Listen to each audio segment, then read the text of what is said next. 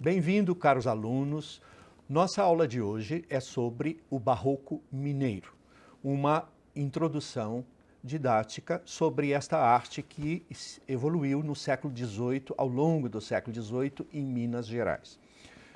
O nome Barroco Mineiro é algo estranho ao que nós entendemos por arte barroca, porque na realidade não existe um barroco mineiro. Este nome surgiu quando os modernistas aqui vieram na década de 20, no início da década de 20, trazendo o poeta francês Blaise Cendrars, e viram algo muito diferente do que se fazia no litoral. Acontece que aqui um centro econômico muito mais pungente que o litoral, durante o século XVIII, produziram uma arte com influências francesas, do gosto rococó e não apenas barroco. Então nós tivemos aqui muito mais manifestações artísticas do gosto francês, o rococó, do qual o Aleijadinho, por exemplo, é um grande talento. Mas temos também a arte mais antiga, do início do século XVIII, que é o barroco português, como se fazia em Portugal. Vamos, portanto, começar a nossa história com o Pico do Itacolomi, que era um marco importante no século XVII, aos finais do século XVII, para os bandeirantes na época das entradas e bandeiras. O ouro foi descoberto no final do século final do século XVII, e trouxe a glória principalmente de um rei português, o nosso Dom João V, dito o rei o Magnânimo. Ele reinou de 1706 até sua morte em 1750, e essa era joanina é marcada realmente pelo barroco, semelhante ao que se fazia em Portugal. É um período de grande prosperidade no Brasil, devido às descobertas do ouro em grande fartura e também o diamante. Bom, as mais antigas igrejas mineiras, elas podem ser muito bem exemplificadas por essa capela de Nossa Senhora do Rosário dos Brancos do Padre Faria, uma irmandade religiosa branca que então se organiza para cultuar a religião e os seus oragos, os seus santos devotos. Podemos ver nessa capela muito antiga, datada de 1710, que um exemplo, um modelo bem significativo do que se fez aqui nos finais do século XVII, início do século XVIII, como uma espécie de adaptação ao meio local. As dificuldades de construção levam a um modelo feito de barro. Vocês podem ver, por exemplo, pelo óculo aqui em cima, como a grossura das paredes demonstram uma técnica de construção de barro, adobes. E a portada, por exemplo, de pedra que nós vemos é posterior. Ou seja, vemos que ela deveria ser assim, em madeira, não é? E uma reforma de meados do século XVIII, que trouxe então essa portada em pedra, de um gosto mais rebuscado. Então, muitas das igrejas mineiras sofreram esta interferência ao longo do tempo, se modificando, adaptando a novas inovações. Então, é muito difícil se ver uma igreja, uma decoração interna, por exemplo, como é esta aqui, toda compacta dentro de um mesmo estilo. No caso, por exemplo, essa deveria ter os primeiros inícios do barroco, mas nós vamos ter altares no seu interior já de meados do século XVIII, substituindo os altares primitivos. Então, com isso eu quero dizer que é muito raro a gente ver no interior dessas igrejas, ou mesmo uma igreja construída, toda estabelecida apenas numa época e parada no tempo. Não existe isso, né? As igrejas iam construindo, enfeitando mais, remodelando e trazendo novos artistas para a sua ostentação. Bom, essa, por exemplo, foi reformada entre 1740 e 1750, num período em que o barroco estava no auge, né? A arte barroca da era de Dom João V. Bom, o que é interessante nela é que ela manteve, por exemplo, uma tradição da torre no chão. Essa torre do lado é coisa muito antiga, do início do século XVIII. Então, são poucas as igrejas que mantiveram assim. Esta, por exemplo, historicamente é tão importante que o nosso presidente Juscelino Kubitschek levou o sino dessa torre para a inauguração de Brasília, quando então foi inaugurada a nova capital do Brasil, né, no final da década de 50.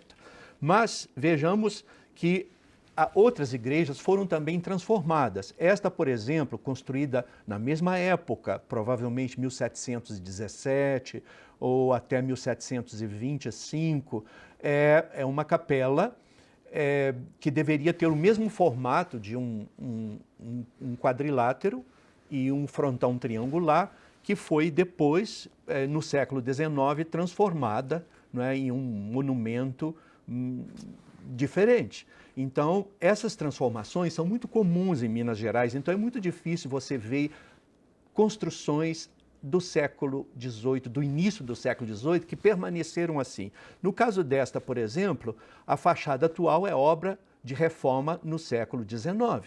Então, ela teria provavelmente uma torre no chão e foi colocada em cima, não é a torre. Trata-se da capela de Nossa Senhora do Ó, em Sabará. Nossa Senhora do Ó é Nossa Senhora da Expectação do Parto, da ladainha do Ó, por isso o nome popular ficou como Nossa Senhora do Ó.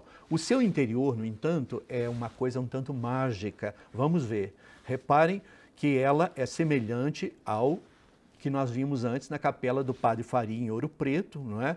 E que deveria ser assim originalmente, depois foi colocada a torre posterior. Mas olhe que o interior da igreja, da capela de Nossa Senhora do Ó, é incrivelmente antiga e preservada dentro do seu contexto de primeira fase do Barroco mineiro. Esta primeira fase se convencionou chamar-se estilo nacional ou nacional português, porque ele remete ao primeiro momento do Barroco em Portugal, quando então se vangloriava a fundação do reino português, e os retábulos, os altares, né, eles teriam uma forma de um grande arco românico, lembrando perfeitamente um padrão da arquitetura tradicional portuguesa românica, muito antiga, da fundação do nacionalismo português. No caso, a semelhança aí com a Sé Velha de Coimbra, uma igreja portuguesa lá do século XII, não é? E voltando aqui nesse retábulo, nós podemos ver que essa primeira fase, que em Portugal é conhecida como a fase Dom Pedro II de Portugal, Dom Pedro II o Pacífico. No Brasil nós não usamos essa denominação Dom Pedro II para não se confundir com o Dom Pedro II da época do Império, né, o pai da princesa Isabel. Aqui se fala simplesmente o estilo nacional português. Esse retábulo, ou esse altar, né, como quiser, aqui fica importante a gente colocar a questão do retábulo, que é todo a decoração aonde se coloca a imagem central do orágo, do santo de devoção. Altar é apenas a mesa aonde se celebra a missa. Retábulo é todo um estilo ornamental que se classifica a época, não é? É o gosto da época. Essa primeira fase do retábulo mineiro, ela acontece no Brasil durante o século XVII, segunda metade do século XVII, e em Minas até mais ou menos 1725, 1730. Repare que esse período que chamamos nacional português, os retábulos têm colunas torsas ou colunas espiraladas, né? E pilastras com arquivoltas concêntricas. Quer dizer, as colunas continuam no alto, no coroamento do retábulo, formando uma arquivolta concêntrica, que enquadra então o trono com a imagem que ali é centralizada. O douramento costumava ser integral, mas os ornatos eram sempre folhas de acanto, folhas de cachos de uva, não é? Pássaros, fênix, anjinhos, que classificam aí uma temática, uma iconografia da Contra-Reforma. Nós estamos realmente nessa época muito próximos ainda do espírito contra-reformista, em que a Igreja Católica procurava afirmar triunfalmente o culto das imagens, a Eucaristia, os dogmas que eram condenados, então, pela Reforma Protestante. O teto, normalmente aqui, vocês podem ver nessa primeira fase, ele é formado por caixotões. Essa primeira fase, então, puríssima, ela cria a ideia de uma caixa dourada, não é? E o teto, as paredes, todas continuam a decoração, mas tipicamente dessa primeira fase, esse padrão de caixotões, né? Como se fossem retângulos ou quadrados no teto, onde existem pinturas relativas